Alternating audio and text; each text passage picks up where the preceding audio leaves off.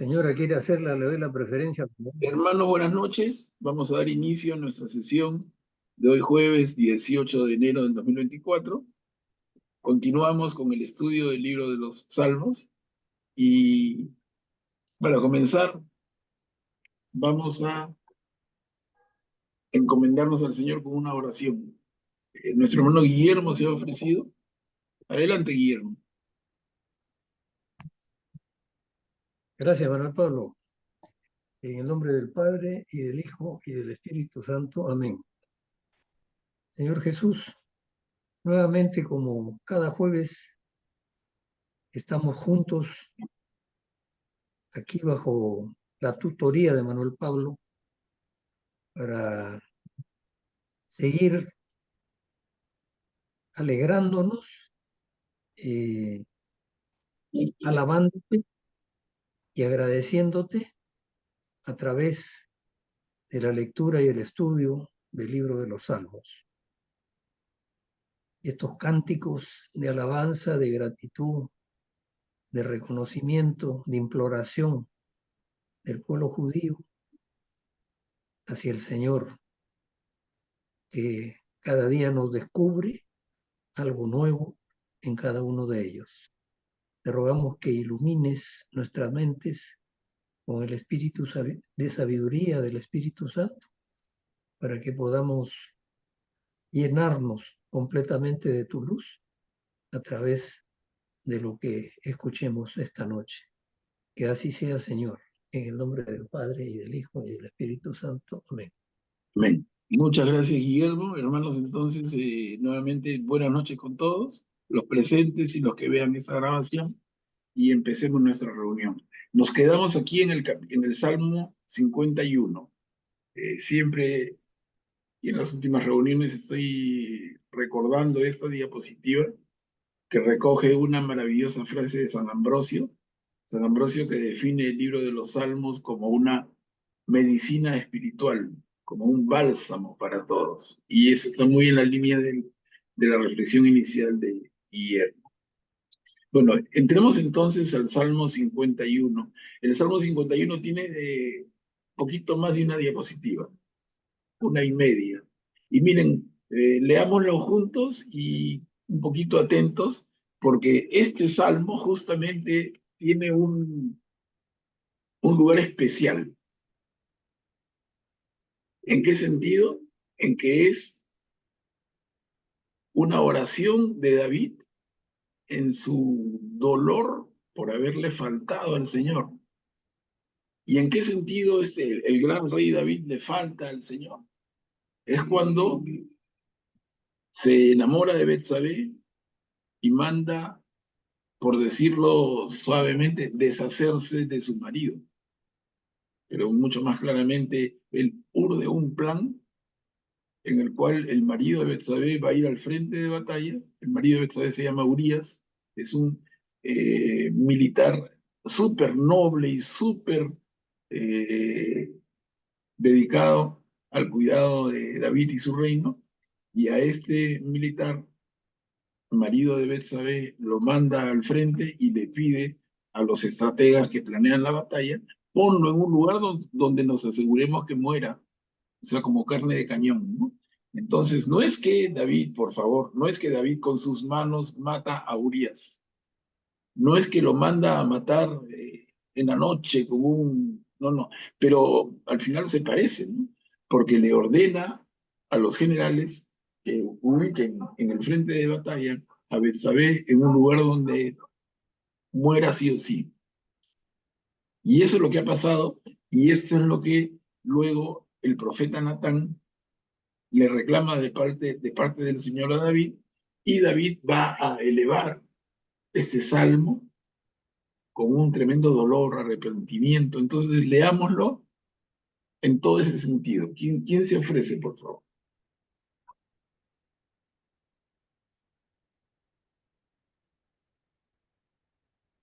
Yo puedo leer. Gracias. Salmo 51. Ten piedad de mí, oh Dios, por tu bondad. Por tu inmensa compasión borra mi culpa. Lava del todo mi delito y limpia mi pecado, porque yo reconozco mi culpa y tengo siempre presente mi pecado. Contra ti solo pequé, cometí la maldad ante tus ojos. Así serás justo cuando juzgues e irreprochable cuando sentencies. Mira, culpable nací, pecador me concibió mi madre. Tú quieres la sinceridad interior y en lo íntimo me inculcas sensatez. Rocíame con el hisopo y quedaré limpio. Lávame y blanquearé más que la nieve. Hazme sentir gozo y alegría. Salten de gozo los huesos quebrantados. Aparta de mí pecado tu vista y borra todas mis culpas. Crea en mí, oh Dios, un corazón puro. Renueve en mi interior un espíritu firme. No me arrojes lejos de tu presencia, ni me quites tu Santo Espíritu. Devuélveme la alegría de tu salvación. Afiánzame con tu espíritu generoso. Enseñaré a los malvados tus caminos, y los pecadores volverán a ti. Líbrame de la sangre, oh Dios, Dios y Salvador mío, y mi lengua clamará tu justicia. Señor mío, ábreme los labios, y mi boca proclamará tu alabanza. Un sacrificio no te satisface. Si te ofreciera un holocausto, no lo aceptarías. El sacrificio que te agrada es un espíritu quebrantado, un corazón arrepentido y humillado. Oh Dios, no lo desprecies. Favorece a Sión por tu bondad, reconstruye la muralla de Jerusalén. Entonces aceptarás sacrificios estipulados, las ofrendas y el holocausto, y sobre tu altar se inmolarán novillos. Bien, muchas gracias, América.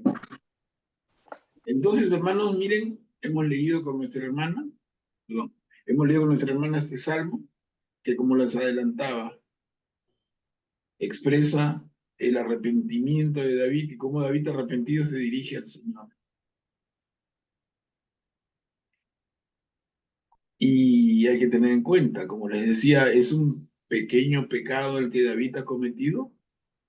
No, es un tremendo pecado.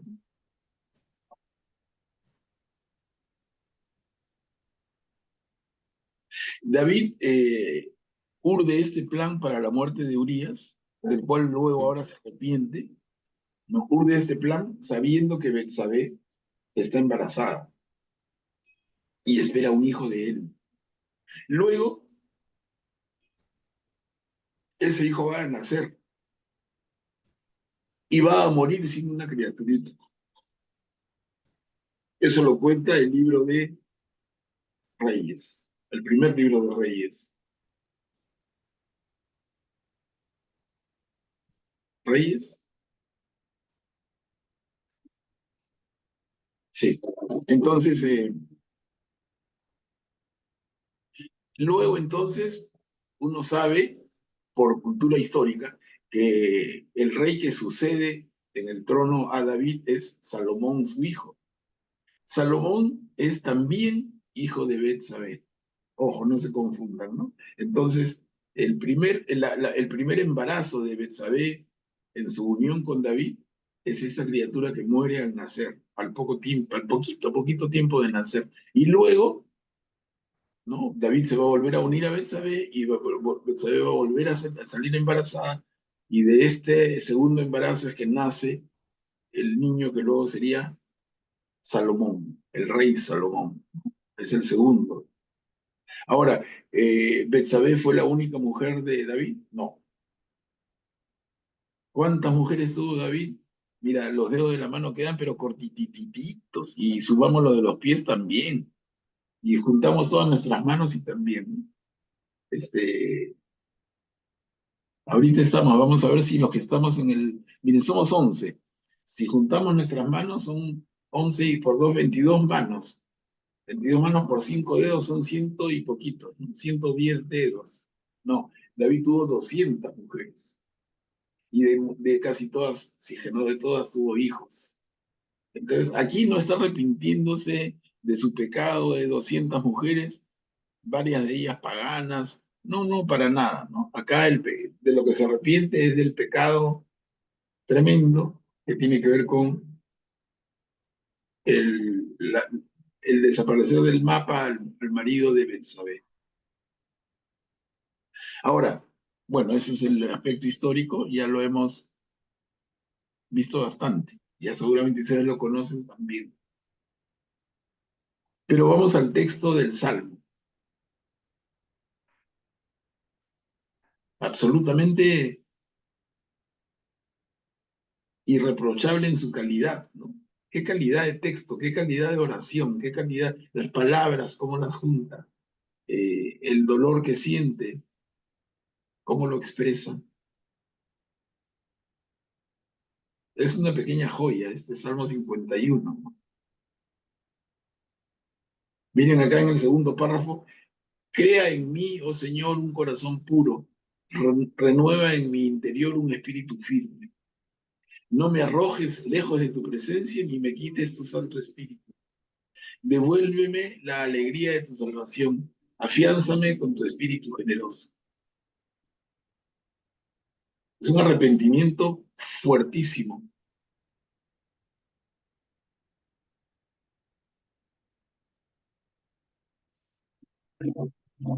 Él entiende ¿qué sacrificio le puedo ofrecer? Le dice, Señor, ¿qué sacrificio te ofrezco? Un holocausto de cualquier tamaño. No, nada de eso quieres, ¿no? ¿Quieres un corazón arrepentido y humillado? Entonces te lo ofrezco, Señor, y no lo desprecies. Es una linda oración de arrepentimiento. No sé, hermanos, les doy la palabra si quieren compartir algunas impresiones. Una pregunta, Manuel Pablo, si se puede. Juliana, ¿cómo está así? ¿Por qué habla de la reconstrucción de las murallas de Jerusalén? A ver, ¿a dónde lo has visto eso? Al último párrafo. A ver, perdón. Reconstruye la muralla de Jerusalén.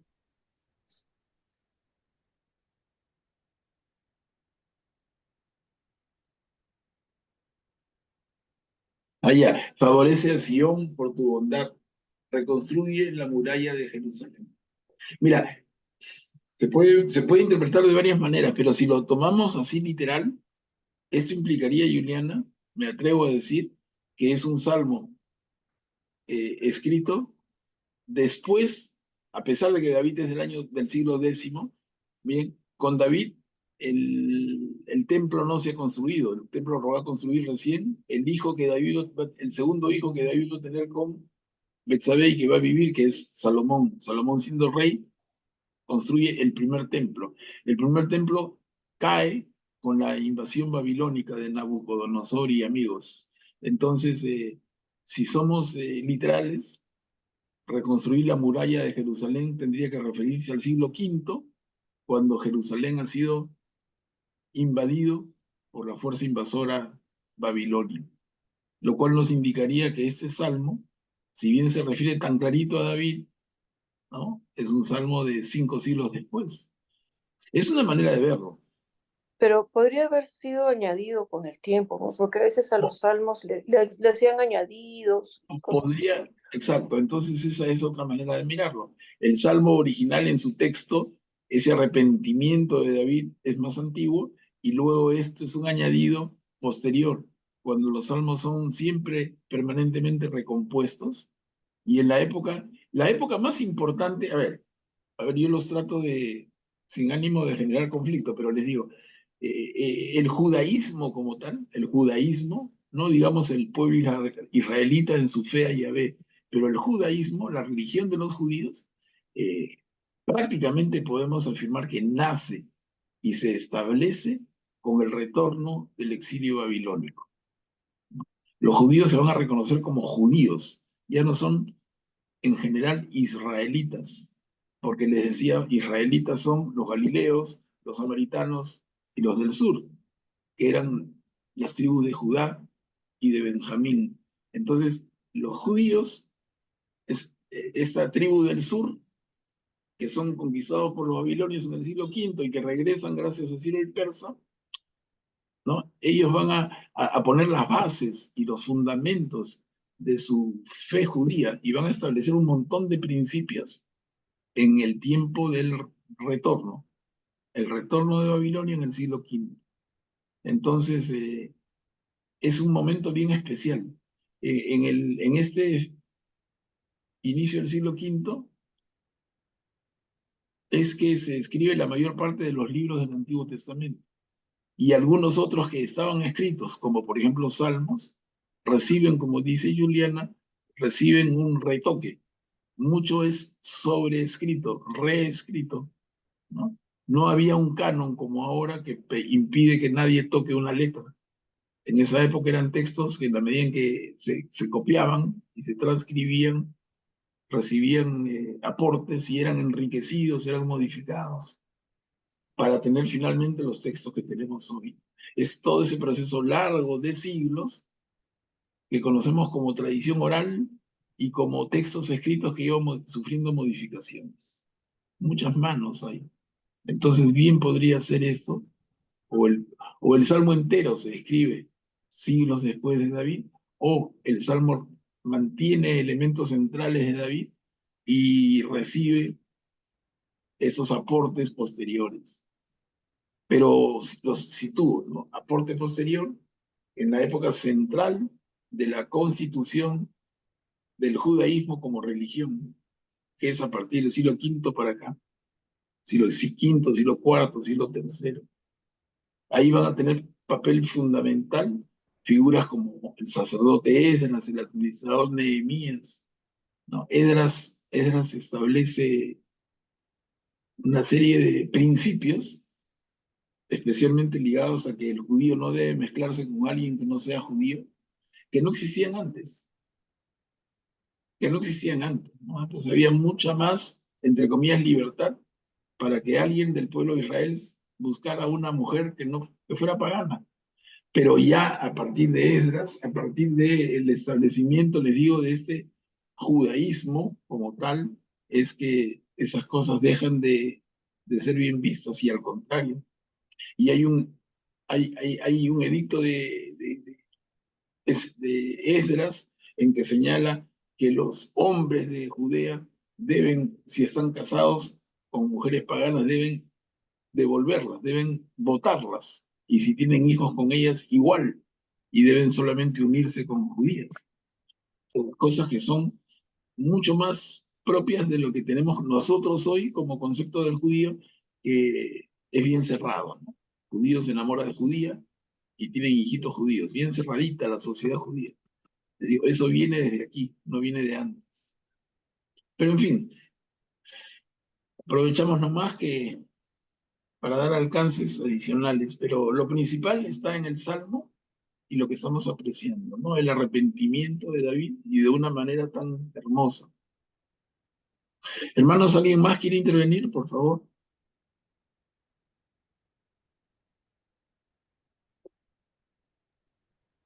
Manuel Pablo, buenas noches. Hola, Julia, adelante. Este es un salvo de una culpa bien profunda.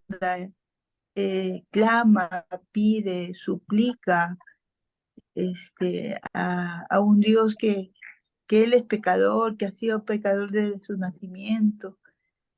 Y él se siente como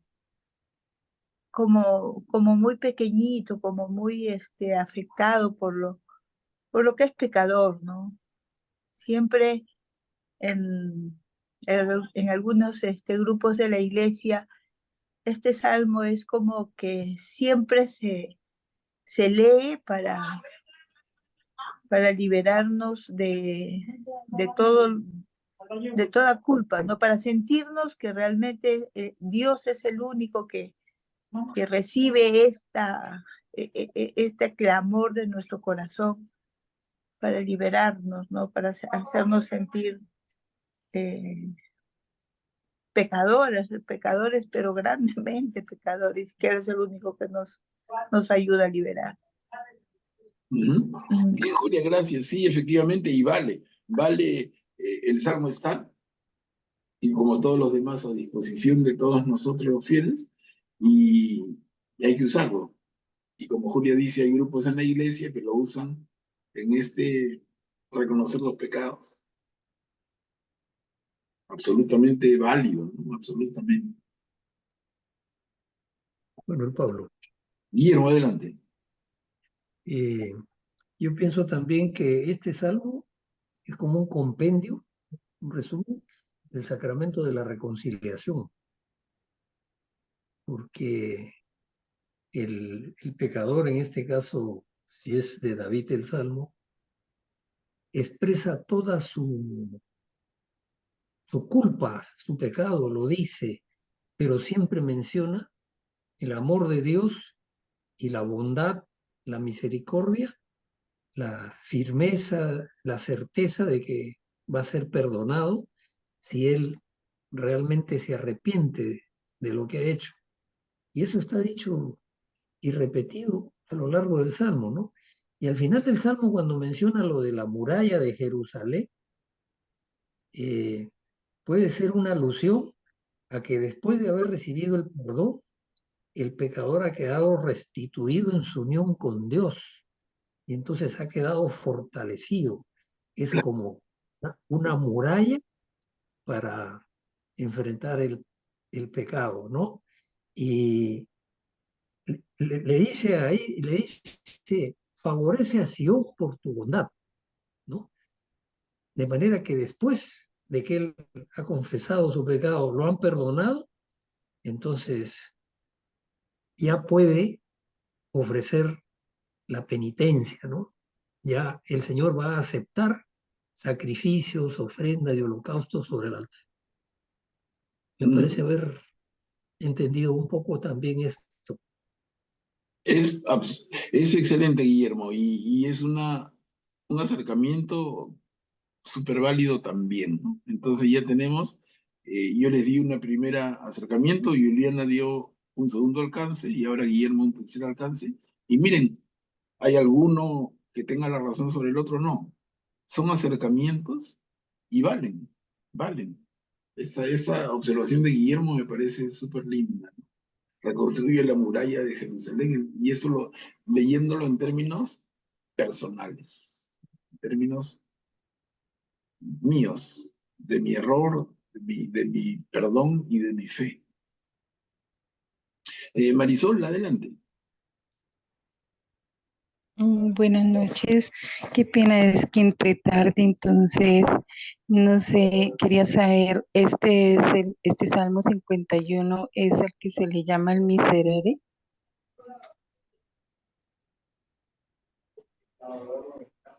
No sé si me ayudan, creo que sí, no sé si alguien me ayuda.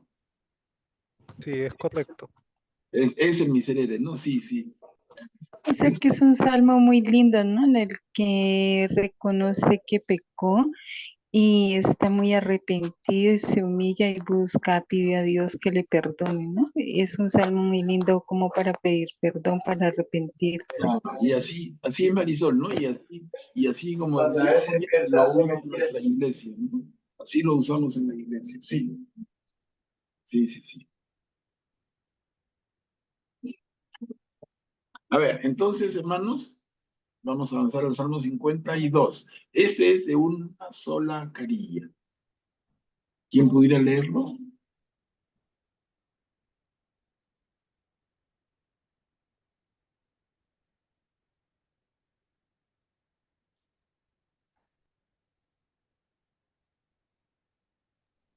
Yo, Manuel Pablo, Gracias, Rita. al director de coro, poema de David.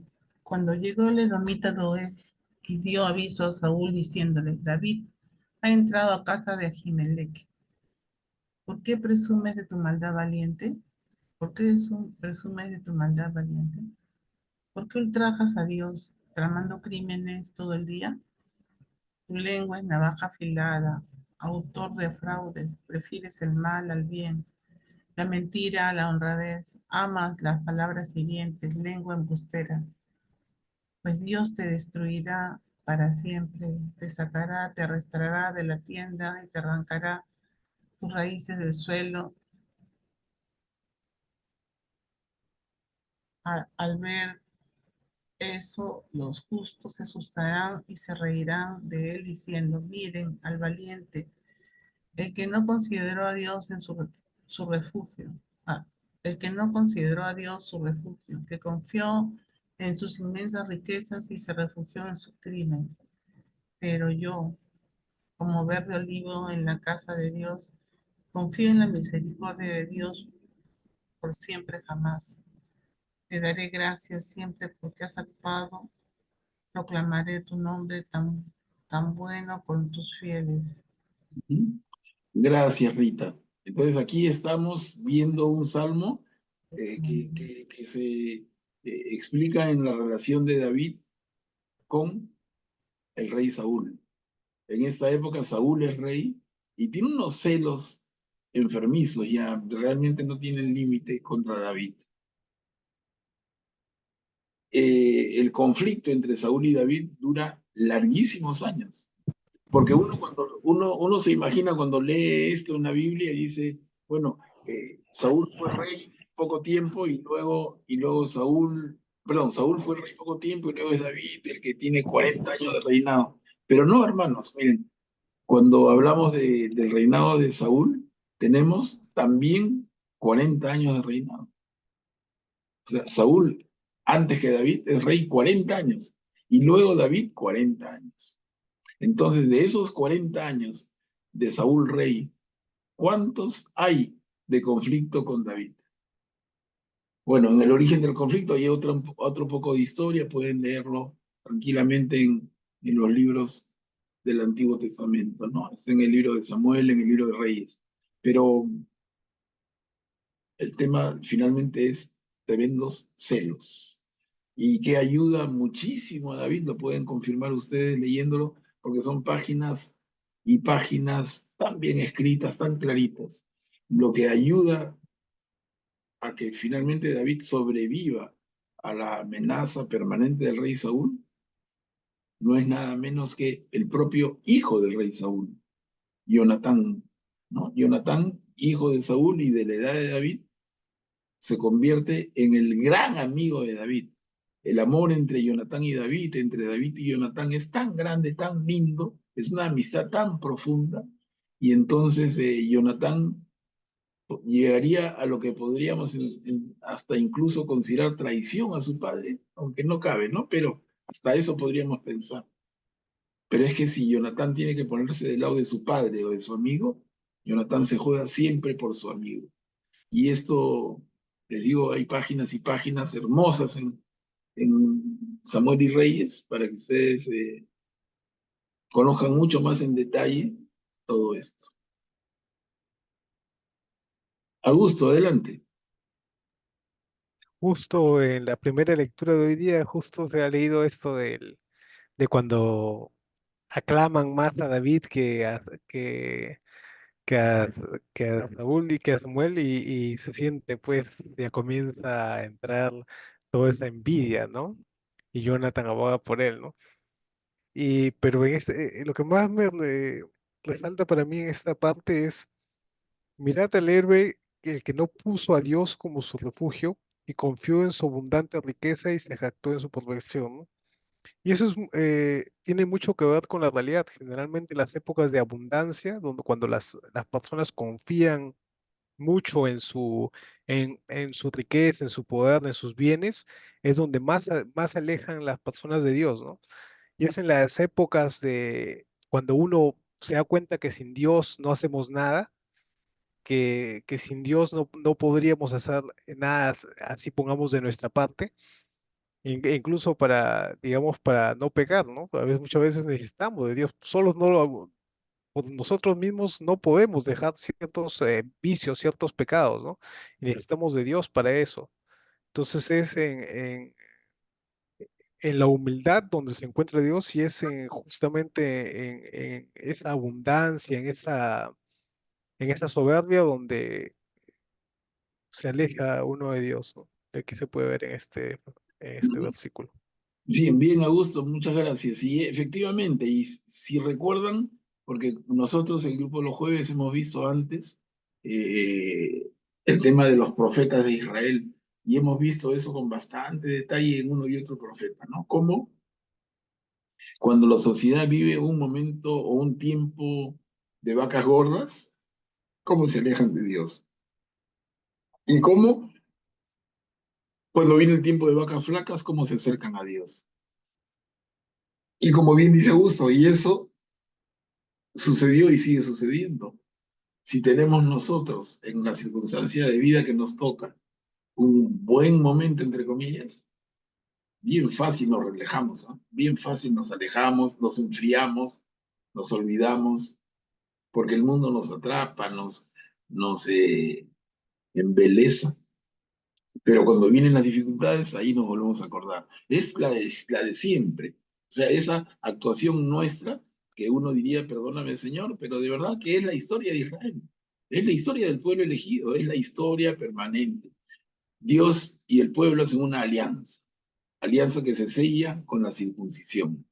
Y en esa alianza que parte de la relación de Dios con el padre Abraham, ¿no? El Señor le dice, Abraham, te daré tierra y descendencia. Al final te daré protección, pero ¿a cambio de qué? A cambio de que ustedes sean un pueblo fiel. Y se supone que vamos a tener siglos y siglos de historia sagrada en la cual Dios cumple su parte y el pueblo cumple la suya. Pero lo que encontramos y lo hemos visto y con los profetas se ve más claro que nunca, pero acá se vuelve a ver, es que en esa relación Dios siempre cumple, pero el pueblo a cada rato incumple. Y en el pueblo estamos nosotros también, ¿no? Entonces el pueblo de antes y el de ahora. O sea, El como Señor, cristianos no somos distintos al pueblo de Israel, prácticamente no podemos juzgarlos porque hacemos lo mismo. por eso, mira, qué bueno, qué oportuno, ¿no? Qué oportuno qué oportuna tu reflexión, porque entonces eso que veíamos en el antiguo, luego viene el nuevo que es Jesús, su entrega, su pasión, Jesús que nos abre la puerta del cielo, y venimos los cristianos, la iglesia. Pero como dice Augusto, y estoy totalmente de acuerdo, linda reflexión, profunda. O sea, ¿ha cambiado las cosas? ¿Somos nosotros cristianos mejores que los viejos israelitas? Ellos eran unos falloutes, ellos le fallaban a Dios y nosotros no. Porque si ya no, entonces estos salmos serían historia para algún curioso, ¿no? Pero siguen siendo vigentes, porque seguimos siendo de la misma calaña, en el buen sentido. Estamos cortados con la misma tijera. El ser humano limitado, que cuando las ve fáciles, se aleja del Señor. Y cuando las ve difíciles, se vuelve a acercar y se vuelve a acordar. ¿Acaso David, cuando urdió el plan para que muera Urías, se acordó del Señor? Pero después Natán, el profeta, le dice, David, el Señor está indignado contigo. Y entonces David se arrepiente. Pero, y lo hemos visto a cada rato en la historia en la historia de siglos, de peligros de invasión e invasiones, desde la perspectiva de los profetas de Israel, ¿no? Son siglos que hemos ido siguiendo, y amenaza del norte, amenaza del otro, o sea, amenaza a Siria, amenaza a Babilonia, invasión a Siria, invasión a Babilonia, retorno, en fin, lo hemos visto, son siglos de historia de este pueblo, sufriendo lo mismo. Y los profetas, ¿qué les decían? Es que no estamos cumpliendo nuestra parte de la alianza. La alianza es un trato. Dios cumple y nosotros no. Y si nosotros no cumplimos, como lo dice alguno y otro de los profetas, el Señor nos quitará su protección. Que sería como en ese lindísimo relato de el Señor quitará el cerco sobre tu Sobre tu terreno, viña. sobre tu viña, exacto. El Señor va a quitar el cerco sobre tu viña, no va a haber protección. Entrarán los animales y la pisarán. Entonces, eso está en el Antiguo Testamento por uno de los profetas y lo cuenta Jesús también en una de sus parábolas. Bueno, el Pablo. Adelante, Guillermo. Tú decías que es la historia del pueblo judío, pero en realidad es la historia de la humanidad, ¿no?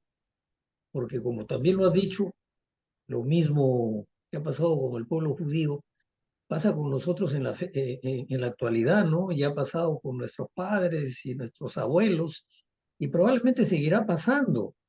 Y yo creo que siempre no es una simplificación, pero creo que eh, todo se remite al final a la lucha entre el amor y el odio y el egoísmo.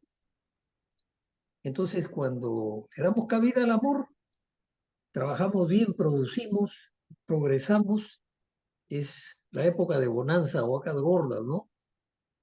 Y de repente cuando nos descuidamos, no ponemos la misma dedicación, mismo ahínco, el emplear todos los recursos de que disponemos, personales y materiales, la cosa se descuida y se empieza a perjudicar el resultado. Y entonces vienen las épocas de vacas flacas. Pero mientras hemos disfrutado de tenencia, de comodidades, eh, nos hemos olvidado un poco de Dios porque como que no lo necesitábamos.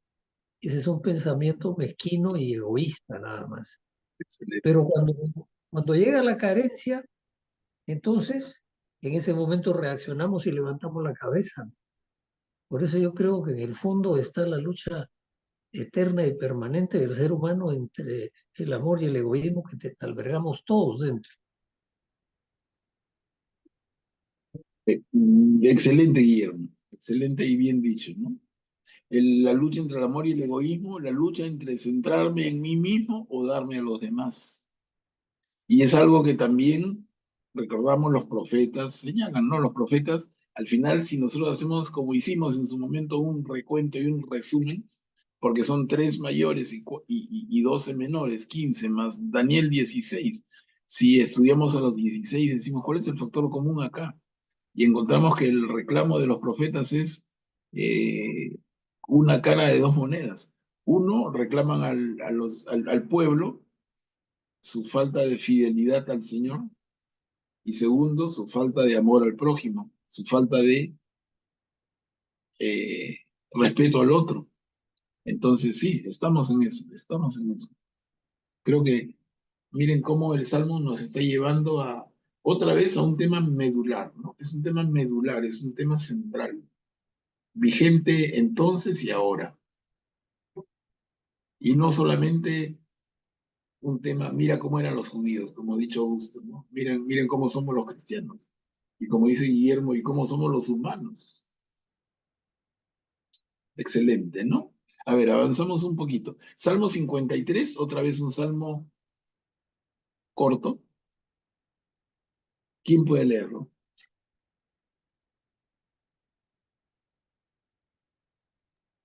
Yo leo. Gracias, Julián. Piensa el necio, Dios no existe. Se han corrompido y pervertido. No hay quien obre bien. Dios se asoma desde el cielo hacia los hijos de los hombres para ver si hay alguno sensato, alguien que busque a Dios. Todos han apostatado, a una se han obstinado. No hay uno que obre bien, ni siquiera uno solo. ¿No aprenderán los malhechores que devoran a mi pueblo, que devoran el grano de Dios que no han cosechado? Véanlos aterrarse sobremanera, sin razón para aterrarse, pues Dios dispersa los huesos del sitiador. Tú los derrotas porque Dios los rechaza. Que venga desde Sión la salvación de Israel. Cuando el Señor cambie la suerte de su pueblo, se alegrará Jacob, hará fiesta Israel. Gracias, Julián. Miren, piensa el necio. Dios no existe. Un necio de siglos antes de Jesús. ¿Y cuántos necios hoy en nuestro tiempo? ¿Cuántas personas en esa posición que la Biblia define como necios? Dios no existe. Y ahí entrarían, digamos, con más o menos fuerza, tanto ateos como agnósticos. Porque sabemos el ateo es el que simplemente niega la existencia de Dios, pero el agnóstico es hasta más peligroso, porque el agnóstico vendría a tomar una posición como diciendo, mira, no, ni siquiera me tomo el trabajo de decir que no existe, ¿no? Simplemente no cuenta para mí. Tengo cosas que hacer. Mi vida está ocupada, mi día, tengo que hacer tantas cosas que detenerme a pensar en que Dios, no tengo tiempo para él. Entonces, o uno lo niega o el otro simplemente lo ningunea, ateo y agnóstico, pero al final, necios. Dios no existe. Adelante, Augusto. Aunque el agnosticismo podría ser una posición, digamos, interesante si fuera una posición, digamos, de paso, ¿no? En la que digas, bueno, no estoy seguro si existe o no existe, voy a ponerle mi esfuerzo para realmente descubrir esta pregunta. Voy a leer, voy a investigar. Entonces, si te pones manos a la obra y buscas resolver esa duda por medio del conocimiento y por medio de la oración, a esa respuesta, está bien. Pero la mayoría, no sé si es así o sea, me desentiendo del tema. Ese es el problema, ¿no? Que el problema es que muchos se desentienden del tema y prácticamente anulan cualquier posibilidad de encontrar una respuesta, ¿no? Se cierran a Dios. Ese es el gran problema de la actualidad. Buen punto, y entonces Augusto nos plantea el tema de una doble perspectiva, ¿no? El agnóstico, que está en búsqueda y que tiene una duda razonable y cualquiera la puede tener, que son los menos, o la mayoría, que son el típico caso del patita, me llega. Disculpen el término, pero es bien actual para nosotros. O sea, me llega, te llega el tema, o sea, ¿qué cosa no te llega? No, mira, hermano, que ha salido una nueva chela, que un nuevo conjunto, una nueva banda de música, que ha salido un nuevo modelo de auto. Eso me interesa.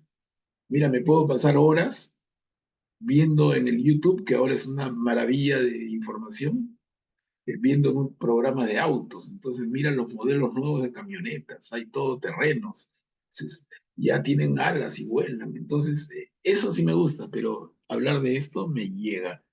Ese es el agnóstico que es la mayoría y a mí me da cólera personalmente. Porque si fuera el primer caso, lo que dice Augusto, que él bien dice son los menos, mira, si es como momento de una etapa de un proceso, ¿no? Eso sería ideal. Un joven que despierta a la edad de la razón y que cuestiona lo que sus padres le han inculcado y dice, ahora yo quiero entenderlo yo. Entonces se mete, estudia, investiga. Es una buena actitud, pero lo malo es que la mayoría se quedan en el me llega, pues me llega y vivo con eso, me llega. Entonces el tema se convierte en un tema prohibido. En una reunión social tú vas a ir a hablar de esto. No, la gente te va a dar la espalda, el próximo no te invitan, ¿no? Entonces, no es un tema que interese mucho, lamentablemente. Sería mucho más lindo que fuera lo primero que dijo Augusto. Sería mucho más lindo que tengamos una buena parte de la población del mundo que esté en duda. Y entonces ayudaríamos a aclararle sus dudas. Nosotros mismos, como cristianos mucho más comprometidos, seríamos los apóstoles de la transmisión del mensaje pero ¿cómo le transmites al que le llega? Y ustedes deben tener tantas experiencias como yo en eso. Yo en mi propia familia directa, en mi propia familia, no digo yo con mis hijos, que también les llega, pero no, digo un poquito más grande, ¿no? ¿No? A los que no les está llegando, otra vez disculpen la criollada del término, pero a dos de mis nietos, me encanta. Dos de mis nietos que están uno tiene 12 y la otra tiene 9 y me hacen preguntas en relación al tema, ¿no? Entonces, me encanta. Y yo trato de no abusar, trato de medir la respuesta para no ser cargoso, porque si no también se asustan, ¿no? Hay que tener cuidado. Como dice Jesús, cuidado con escandalizar. Entonces, si te vas de boca y te vas como un aluvión, le metes una hora de rollo, la próxima no te preguntan nada. Entonces trato de darle respuestas precisas que los motiven a seguir avanzando. Pero digamos, yo tengo nietos de todas las edades, pero dos de mis nietos que están en esa edad de la curiosidad hacen preguntas muy lindas, ¿no?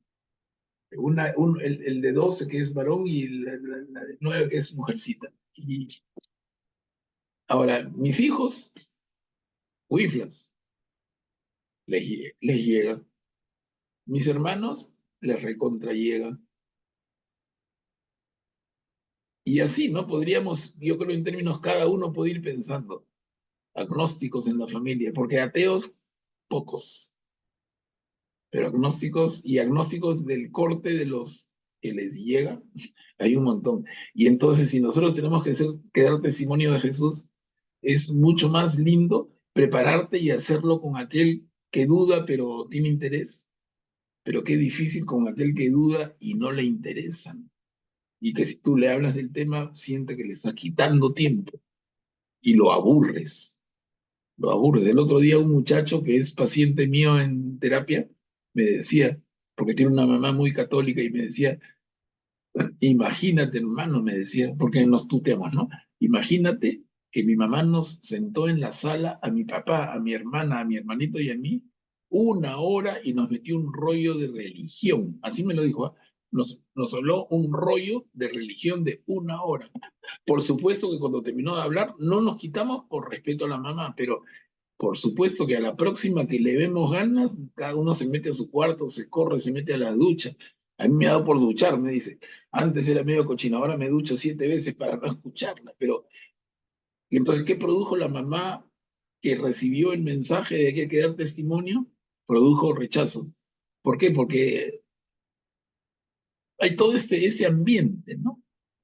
Entonces, simplemente tener cuidado y pedirle al Señor que nos oriente en el uso de las palabras adecuadas, en el momento adecuado, en el tiempo adecuado, lo que llaman los gringos el timing. Ese concepto es bien lindo, ¿no? El timing se usa mucho no hay una traducción exacta en castellano, por lo menos no la conozco, pero el timing correcto, o sea, ¿en qué momento se lo digo y con qué extensión?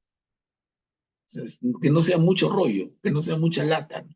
Entonces, ¿de qué manera se lo digo? Más preciso, pero a la vez con las palabras más justas. Eso es un arte y eso hay que pedirlo al Señor. O sea, si vamos a dar testimonio de Él, tener el timing para no conseguir el efecto contrario. Adelante, Guillermo. Manuel Pablo, esta reacción o esta actitud de, como tú dices, los que les llega, me pregunto si no será que Dios Padre no los ha atraído aún al Señor Jesús, porque en una parte del Evangelio de San Juan, Jesús dice, nadie viene a mí si el Padre que me ha enviado no lo atrae. Entonces, luego mi silogismo y digo, o sea, para llegar a Jesús tiene que haber una invitación, una atracción de Dios Padre. Él se valdrá pues de un sacerdote, se valdrá de mis padres, se valdrá de un amigo o de un cursillo de cristiandad o de lo que fuera para atraerme hacia el Señor Jesús. Entonces en ese momento recién voy, pero la atracción, la fuerza, el poder, como que lo ejerce Dios Padre, ¿no? Y entonces toda esta gente que no se acerca, que no va al Señor Jesús, ¿será porque no ha sido atraída aún por el Padre? Yo le hice esta pregunta a un sacerdote sodalita en una única reunión que participé ahí en la parroquia a la que asisto, y me dijo, no, no es así, porque Dios atrae a todos. Claro, si atrae a todos, pero si los atrae a todos, todos irían donde Jesús. Y esta gente no tiene ni idea porque nunca van a misa, no rezan, nada, ¿no? Y como tú has mencionado el tema de la familia, para mí es igual, ¿no? Yo cuando mis hijos estaban en edad escolar, Yo desde esa época no los obligaba a ir a misa conmigo y con su mamá. Les dejaba la libertad de escoger. Y alguna vez con un amigo sacerdote me quejaba amargamente de que no veía en ellos reacción, a pesar de que nos veían a nosotros. Quizás no había catequesis docente en casa. De repente pensaba cómodamente que bastaba con el ejemplo de que nos vieran ir a misa, etcétera. Y entonces el sacerdote me decía, no te preocupes, ya les llegará su momento. Es cuestión de la edad a veces. Y efectivamente, ¿no? De repente el hijo mayor un buen día se presenta donde su mamá y le dice, mamá quiere ir a la procesión del Señor de los Milagros. Y María Isabel se lo abierto, pues dijo, por supuesto, hijito, vamos. Y se fueron a la catedral cuando hace muchos años el Señor de los Milagros hizo una estación ahí en la catedral. Y a partir de ese año, todos los años quería ir al Señor de los Milagros. Y es el único de mis 3 hijos que está casado por la iglesia. El segundo solo se ha casado civil. Y yo estoy detrás de él, más que detrás de mi política, porque se casen por la iglesia también, ¿no? Y el tercero mucho menos, ¿no? Ya tiene un hijo y no sé cuáles serán sus planes, no ha hablado. Hace muchos años, eh, cuando vivía con nosotros todavía y no tenía un compromiso con nadie, le pregunté, oye, ¿cuál es tu relación con Dios? Y se quedó uno porque no esperaba en la vida que le hiciera una pregunta como esa. Y lo único que atinó a decirme fue, es una pregunta muy interesante, me dijo. Bueno, cuando tengas una respuesta me avisas, le dije. Pues. Entonces a veces vemos que, y esto algunas veces nos desanima porque humanamente no somos de fierro, pues somos de carne y hueso. Nos desanima, ¿no? Pero recuerdo también que hay que hablar de, o sea, cumplir con el mandato de llevar la buena nueva con ocasión y sin ella, ¿no?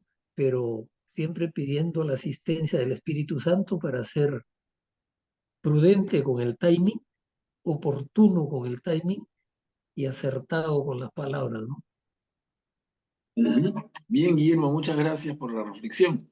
Yo, bueno, todo muy interesante, pero yo quisiera tomar una palabrita que Guillermo dijo, el Señor nos atrae.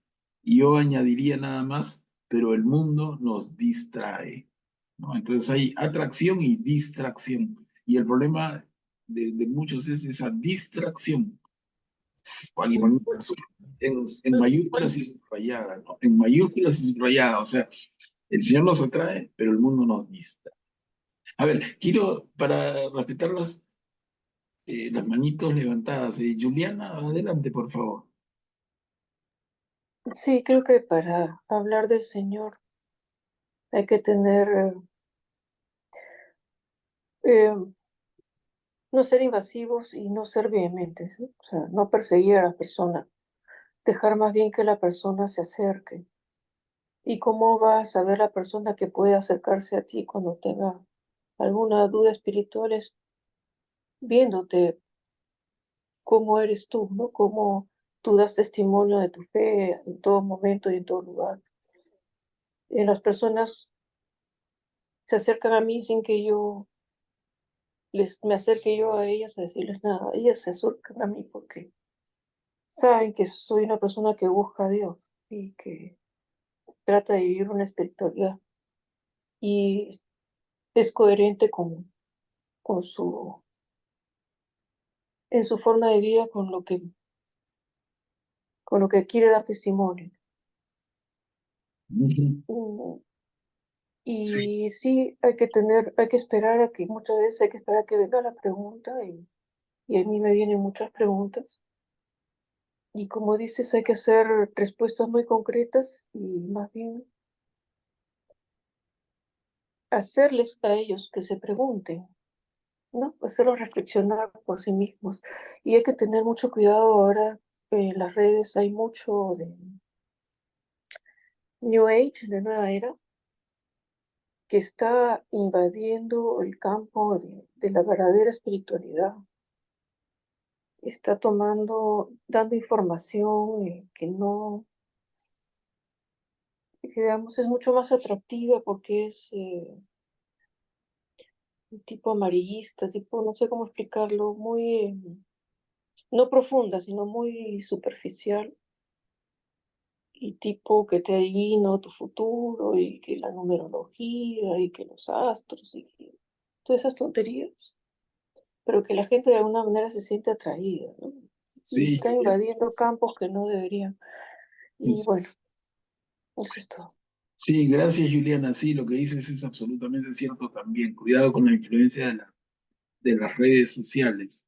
Y gente que puede salir incluso con el Candyman, con el collarito de sacerdote o con el altar como fondo, pero dan unos mensajes que de verdad que no sé, por lo menos para mí, ¿no? Y yo puedo estar equivocado, pero coincido con algunos de ustedes en que no es la manera, no es la manera de atraer. Yo no debo atraer a otro porque lo espera el fuego del infierno para la eternidad. Yo no puedo traerlo por eso. Yo no puedo traerlo por el miedo.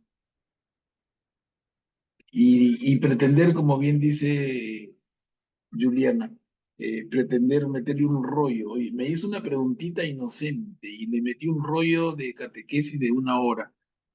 No me vuelve a preguntar nunca, pues. Y ese es un detalle que de verdad no lo habíamos hablado, creo, antes con la suficiente tranquilidad, pero debería ser un tema de reflexión para nosotros. Porque la tentación está. A mí me pasa, les digo, yo a veces estoy preparando mis reuniones, que yo diría preparando mi clase, pero de verdad me estoy banqueteando la Biblia cada vez más, ¿no? Entonces encuentro algo. Y la primera persona que tengo cerca es mi esposa, porque estamos solamente ellos dos en el depa. Ya no hay los hijos, ya cada uno tiene su propio nido. Entonces, ¿dónde voy? Donde ella. Y corro donde ella. Y ella está haciendo otra cosa. Y está pensando otra cosa. Y está con... Y yo le digo, mira lo que he encontrado. Y de repente su respuesta no es lo alegre que yo quisiera que fuera. Y yo me resiento. Pero entonces, ¿cómo es que, en qué piensas? Pero ti, en tu vida, ¿qué lugar tiene Dios? Yo digo, oye, aguanta el coche, cuidado, ¿no? Pero me pasa, le digo a mí. O sea, y nos puede pasar a cualquiera.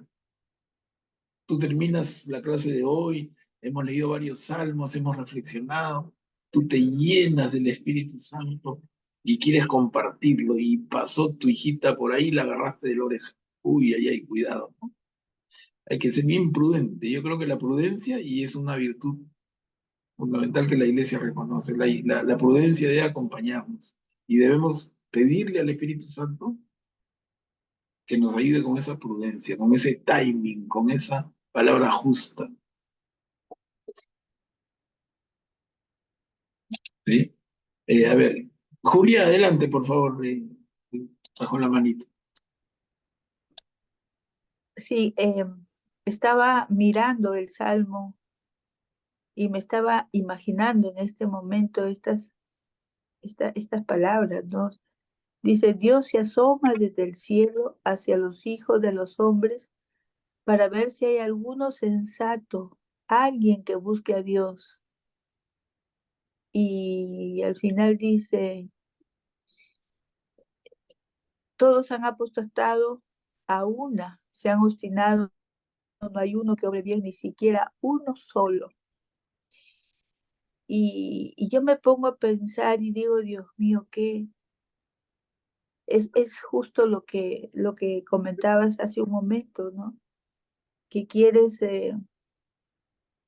ingresar en el corazón, en la mente de alguien que está muy cerca a ti y de repente puedes no ser el momento oportuno y ver una cara en vez de reflejar una alegría, un gozo, como fastidio, ¿no?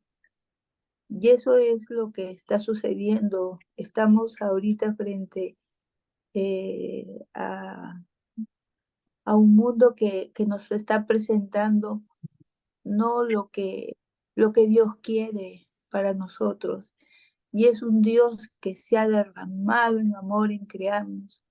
Y hasta pienso yo siempre cuando estoy en oración que Él está dentro de nosotros porque sabe demasiado de cada uno está dentro y está clamando y nos está llamando y hay muchos seres a quienes amamos que están obstinados en no escuchar. Y también pienso que la oración es muy oportuna cuando sucede esto en nuestros momentos de tristeza, porque se da. Y me viene ese pasaje de Hechos de los Apóstoles, me parece que es cuando dice el Señor, yo he venido a poner fuego, ya quisiera que se incendie la tierra. Eh, Sí, he venido a poner enemistad entre el hijo contra su madre, la nuera contra la claro, suegra. no está en Y hechos, ya está en, quisiera que se incendie para que, claro, para, está en el se- Evangelio. para, Sí. sí, No, para que no está en hechos, está en eh, Evangelio, pero efectivamente, he y venido es eso, ¿no? Que el espíritu que nosotros tenemos, que salimos con una fuerza tan rica, deliciosa, quisiéramos transmitírselo y no lo conseguimos, porque es eso, no tienen nuestro mismo espíritu. Y es a ellos que tenemos que llegar. Dios verá en qué momento se dará, ¿no? Sí, Julia, Ujú. excelente, excelente, coincido, pero entonces pidamos al Señor que nos dé esa prudencia, que nos dé esa palabra justa. De repente es despertar en ellos un poquito más la curiosidad. Por ejemplo, a mí se me ocurrió últimamente y estoy lleno de algo que he leído y se me ha iluminado el corazón y digo, entonces, como digo, la víctima es mi esposa que está cerca y le digo, he leído algo lindo, le digo. Y punto. A ver si es que eso les produce la curiosidad y cambia su mente si estaba haciendo algo diferente y me voltea y me mira y me dice, ¿qué leíste? Y entonces ya, se abre un poquito, ¿no? Pero si voy de frente, imagínate, ella está viendo el WhatsApp porque su hermana le ha escrito diciendo de que un pariente está enfermo, por decir algo. Y yo voy con esto, pa. O sea, una inoportuno. O sea, el tema puede ser muy Sí, lindo, pero hay que ser oportuno. Eso sería muy inoportuno de mi parte. Entonces, como les digo, por ejemplo, una formita que estoy buscando, así muy básica. Hoy le digo, he leído algo sobre esto y de verdad que he entendido un aspecto que nunca había visto. Y lo dejo ahí, no digo cuál ni nada. Entonces, si es que le interesa, a ver, cuéntame cuál es. Y a veces me contesta sí, y a veces no. Y si no, lo guardo. Pero si sí, me da un poquito de entrada. Y yo me doy cuenta que cuando me da un poquito de entrada, yo me aprovecho y me voy una hora. Entonces, tampoco, digo yo mismo digo, prudencia, prudencia. Y me dio un poquito de entrada, respetarle, y me dio un poquito, no me dio tanto, ¿no? Y eso que estoy hablando con una persona que es tan cercana y es católica, no es una atea o una musulmana, ¿no? Entonces, pero aún así cada uno tiene su momento, cada uno vive sus cosas, tiene su preocupación en cada instante. Como que a mí me venga a hablar de esto y estoy viendo mi partido de la Alianza Lima, pues no le escucho, ¿no? Y no porque la alianza sea más importante que el tema de Dios, pero en cada uno es un ser humano y tiene su momento. Hay que saber tener esa prudencia, y es algo que tenemos que ir desarrollando, creo, claro. hermanos. Ese tacto, ¿no? Hay que ir desarrollando. Augusto, hace rato quieres hablar. Adelante, hermano.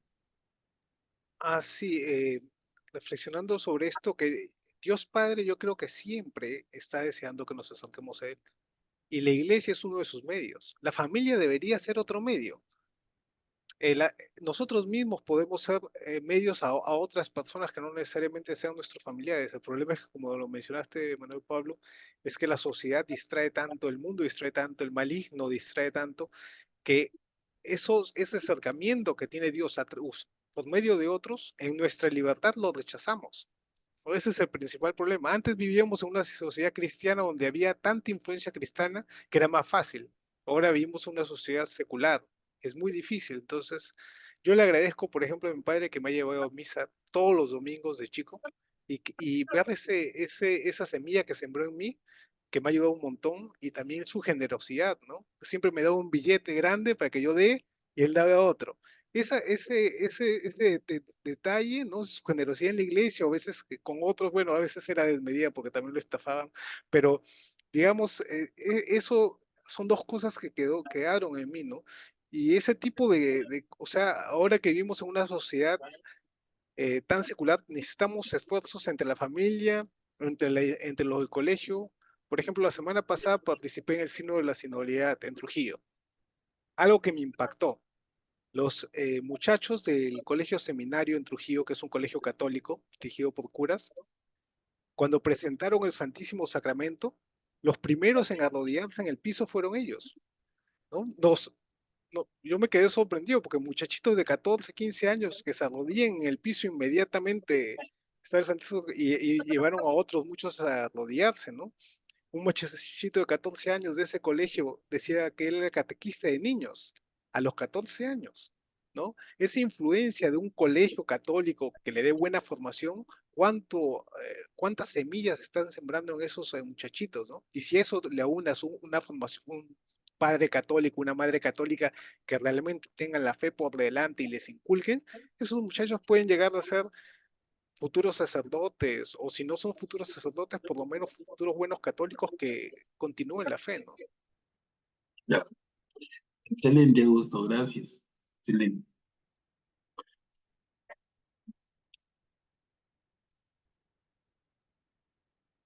¿No hay alguien más? Continuamos entonces. A ver, vamos, Bueno, ¿tenemos tiempo? Sí, perdón. Manuel Pablo, Guillermo, yo, sí.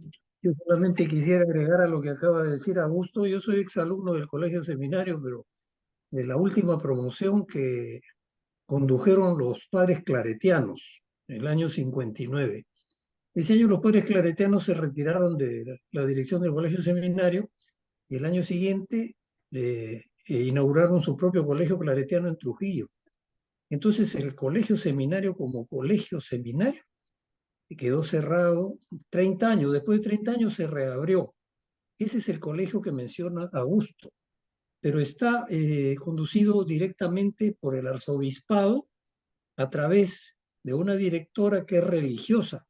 Esta directora actual es la segunda religiosa que asume la dirección y son religiosas costarricenses que el arzobispo ha traído para que dirijan el colegio. Pero tiene también el colegio un rector, que es una autoridad superior a la directora, que es un sacerdote. Pero toda la plana docente son laicos, hombres y mujeres. Pero evidentemente es un colegio de confesión católica en el que se impulsa mucho el acercamiento a Dios, el conocimiento de Dios, etc. Por eso es que ha quedado sorprendido con estos chicos porque ellos saben lo que es el Santísimo Sacramento porque se lo han enseñado, ¿no? Nada más. Ujú. Gracias, gracias, Guillermo. Y miren el comentario de Guillermo y el comentario de Augusto, ¿no? Lo importante es sembrar en nuestros niños. Uno no, a veces no tiene idea de lo que va a pasar después. Y creo que otro día, ya para no exagerar, pero podemos dar testimonios personales de cómo es que nosotros hemos reencontrado nuestra fe en Jesús de adultos a partir de cosas que sembraron nuestros padres o maestros en nosotros. Ahí hay testimonios lindos también. Pero eso al final lleva a una moraleja, a una lección, y es que nosotros debemos sembrar. Nosotros debemos sembrar. No sabemos en qué momento tu hijo, tu hija, tu nieto, tu nieta va a reaccionar, va a responder a este llamado, porque, y si hace un buen análisis, va a relacionar esta conversión con aquello que sus padres o maestros sembraron en algún momento de su infancia. Es bien importante. Bueno, veamos, tenemos unos minutitos, el Salmo 54. Es cortito también.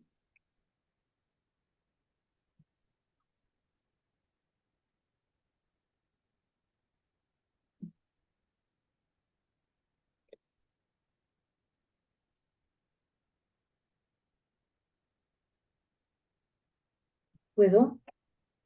Adelante, Cuchi, gracias. Salmo 54. Al director de coro, con música de cuerda, poema de David. Cuando llegaron los filisteos y anunciaron a Saúl, David se haya escondido entre nosotros. Oh Dios, por tu honor, sálvame. Con tu poder, defiéndeme. Oh Dios, escucha mi oración. Atiende a mis palabras, porque unos arrogantes se levantan contra mí. Unos violentos me persiguen a muerte, sin tener presente a Dios. Mira, oh Dios, protector mío, Señor, que sostienes mi vida, devuelve el mal a mis difamadores. Por tu fidelidad, destrúyelos. Te ofreceré de buen grado un sacrificio. Señor, daré gracias a tu nombre, que es bueno, porque me libraste de mis adversarios y he visto la derrota de mis enemigos. Gracias, Cuchi. Está clarito el salmo, ¿no? El salmista en la posición de David, pidiendo por protección contra el, en ese momento, poderoso rey Saúl, poderoso y vengativo, poderoso y lleno de celos. A ver, otro salmito, el 55, ese es un poquito más largo. ¿Quién puede leer?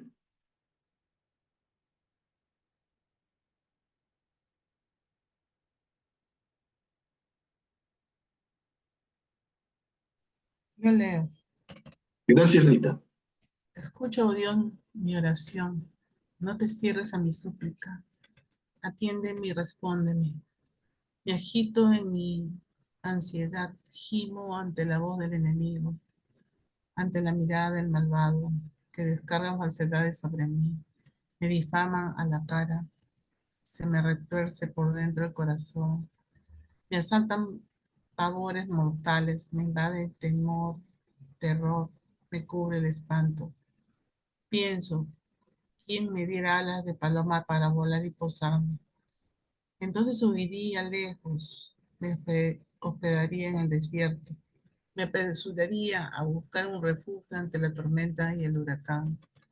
Destrúyelo, Señor, confunde sus lenguas, pues veo en la ciudad violencia y discordia, día y noche ronda por sus murallas, en un recinto, crimen e injusticia. En su interior insidias, no abandonan sus calles tiranía y engaño.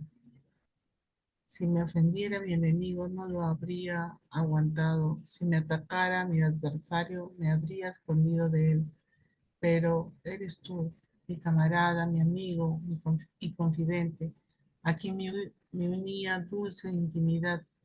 Íbamos juntos a la casa de Dios.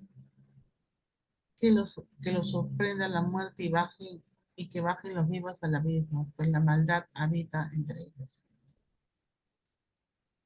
Yo invoco a Dios y el Señor me salvará. Por la tarde, por la mañana, al mediodía, gimo y suspiro. Él escuchará mi voz. Líbrame de la agresión. Sálvame, que son muchos contra mí. Que Dios me escuche y los humille. El que reina desde antiguo, pues no tienen enmienda ni respetan a Dios. Levantan la mano contra su aliado violando la alianza. Su boca es blanda de manteca, pero su corazón es belicoso. Sus palabras más suaves que el aceite, pero son puñales.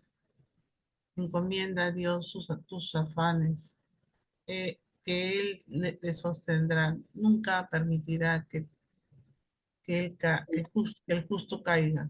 Tú, oh Dios, hundirás en la fosa profunda a los sanguinarios y traidores, sin cumplir ni la mitad de sus años. Yo, en cambio, confío en ti. Gracias, Rita. Acá vemos un salmo de súplica, ¿no?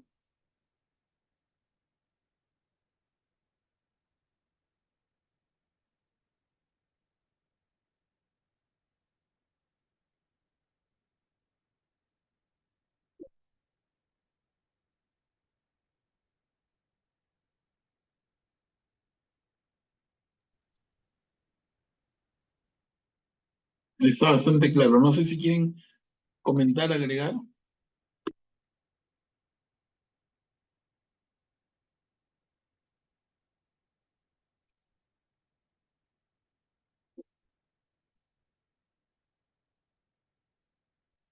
Y tenemos, a ver, en lo que viene, tenemos todavía un poquito de tiempo, aprovechemos. El Salmo 56, que es esta sola diapositiva.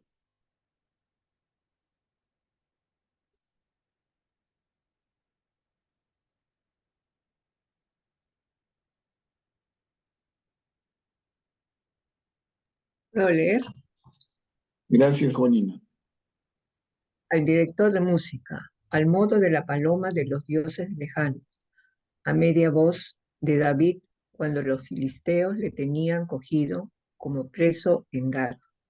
Piedad de mí, oh Dios, que me pisotean, me atacan y oprimen todo el día. Mis enemigos me pisotean todo el día. Son muchos los atacantes, oh Altísimo. Cuando temo, confío en ti, en Dios cuya palabra alabo. En Dios confío y no temo. ¿Qué podrá hacerme un mortal? Todo el día tergiversan mis palabras. Sus planes contra mí son malignos. Acechan, se esconden, rastrean mis huellas, como salteadores ávidos de mi vida. Líbrame de su iniquidad, oh Dios. Deriva con ira a los pueblos. Anota tú mis andanzas, recoge mis lágrimas en tu odre, mis fatigas en tu libro. Si cuando te invoque retroceden y se retiran mis enemigos, proclamaré, Dios está de mi parte, en Dios cuya palabra alabo, en el Señor cuya palabra alabo, en Dios confío y no temo. ¿Qué podrá hacerme un hombre? En verdad cumpliré mis votos.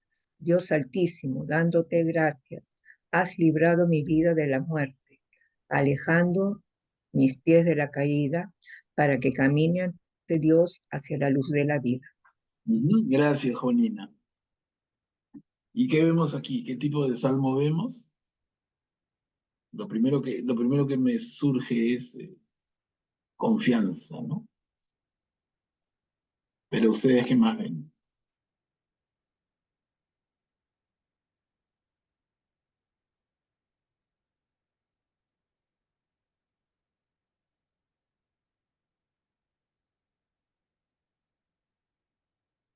En la segunda columna, al final del párrafo, dice, en Dios cuya palabra alabo, en el Señor cuya palabra alabo, en Dios confío y no temo. ¿Qué podrá hacerme un hombre? Esto de una y otra manera lo hemos visto en otros salmos ya, ¿no? Esa confianza en el Señor. Si yo estoy con Él, ¿quién va a estar contra mí?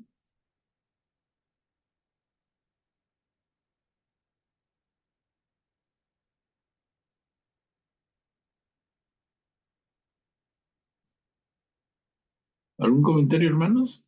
Miren, estamos ya en la hora, podemos quedar aquí.